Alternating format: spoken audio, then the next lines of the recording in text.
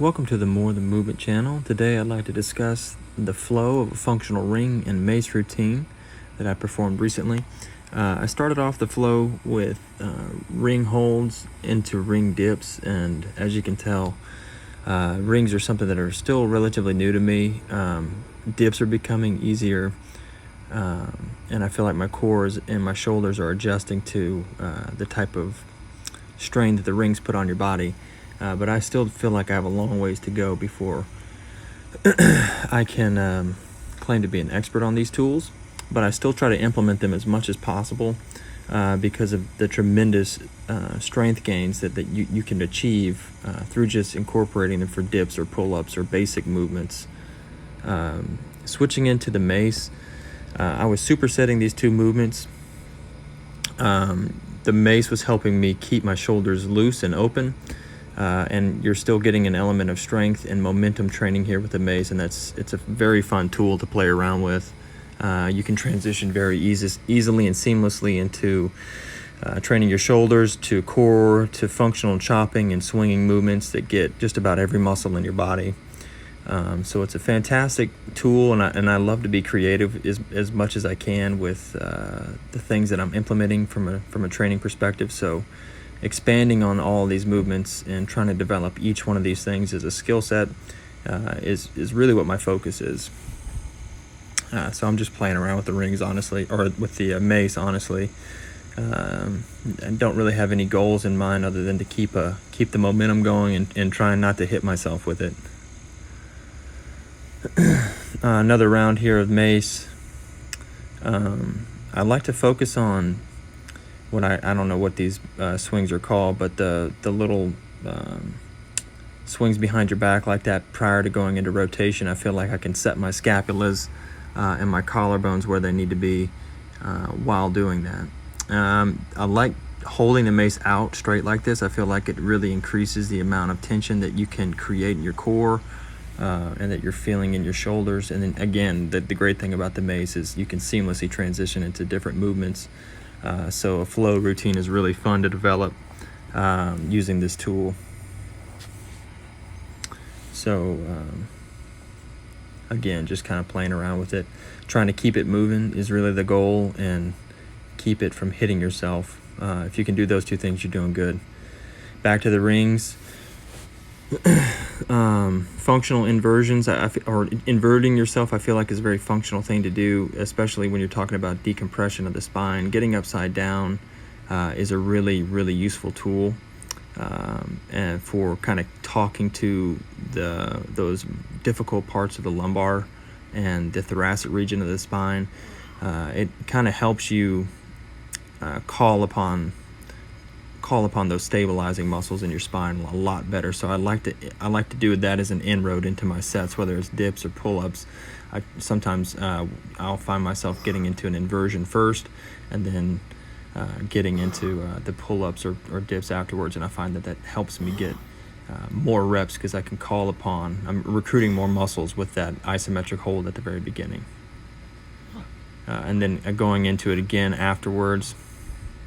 I like to use my feet on the rings like that a lot of times to stretch my lower backs, like I have two of them, my lower back. Here I'm doing a little bit, I move the rings up a little bit, and just really trying to focus on raising my arms out laterally like that to really enhance the intensity of the shoulder stability. This is also kind of one of the inroads into the iron cross, which I'm not even close to becoming functional at, but this is one of the things that you would do to train for it, to get better at it. And then falling into another bottom of a pull-up there, I like to be able to stop my momentum in certain positions and stopping it in a hang prior to going down to the ground, and controlling these rotations. I feel like is always a good way to end a set.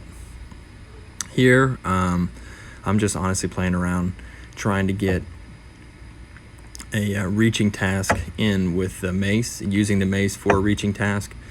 One arm movements like this, especially weighted, are tremendous for your core and for developing interlimb coordination. and they're just they're fun to do. I'm going to switch hands here and move to the other side. And this is my I actually separated this shoulder a long time ago, and this side for one arm hangs is always my weak side, so I don't think I go quite as long on this in terms of duration of how long I'm under tension. You can see I'm kind of in pain there. That's okay though.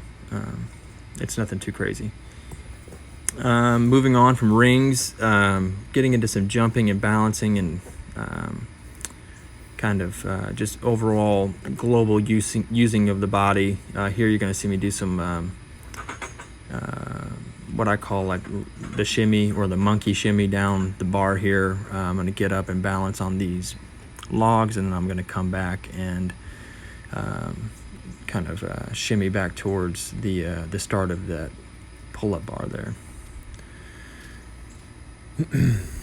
And this is a very functional kind of like an intermediate thing to do, or an in-between exercise or resting exercise, whatever you want to call it. Balancing is always one of those things that I try to incorporate in my training. I feel like that it is paramount for developing all sorts of other skill sets. But this is one of those things that kind of gets you out of your comfort zone, and I'm lucky to have a park to go play at, and that's kind of what I feel like I'm doing all the time, is playing. So these training sessions end up being play sessions, and they are always fun, and I look forward to them. Here I'm, I think, trying to jump up on this log here, this higher log, and one of the main focuses for this is, one, to see if I could balance on it. But when you go over the top like that, it's like a 7.5 foot, 8 foot drop, and so it's really good for fall training. I love to incorporate fall training with my balance, especially. They just go hand in hand when you start balancing on higher and higher objects. So fall training is really good for developing the robustness of your knees and ankles and hips, in low back. So just being able to kind of collapse into a squat from any height, and then the higher you get, you may have to go into a roll. But that's essentially what my flow for my outdoor ring session and mace session looked like, with a little bit of structural climbing and falling mixed in.